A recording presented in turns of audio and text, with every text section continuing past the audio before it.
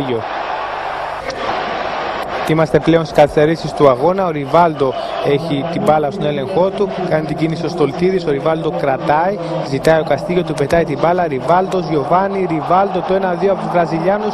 Η μπάλα καταλήγει στον Καστίγιο. Ένα εκπληκτικό γκολ για τον Ολυμπιακό. Το κερασάκι στην τούρτα στο πρώτο λεπτό των καθυστερήσεων. 5-1 σε έναν υπέροχο συνδυασμό των Ερυθρολεύκων που είχε λατινοαμερικάνικη σφραγίδα. Συνεργάστηκαν με εξαιρετικό τρόπο, με απολαυστικό τρόπο. Κυρίως ο Γιοβάνι με τον Ριβάλντο. Και εδώ σκόρε ο Καστίγιο που αξιοποίησε την πάσα του Ριβάλντο και νίκησε τον Λίατ Ματζίδη με σουτ μέσα τη μεγάλη περιοχή. Δείτε ξανά την προσπάθεια του Ριβάλντο. Δίνει στον Καστίγιο και πάλι ο Ριβάλντο στον Γιοβάνι.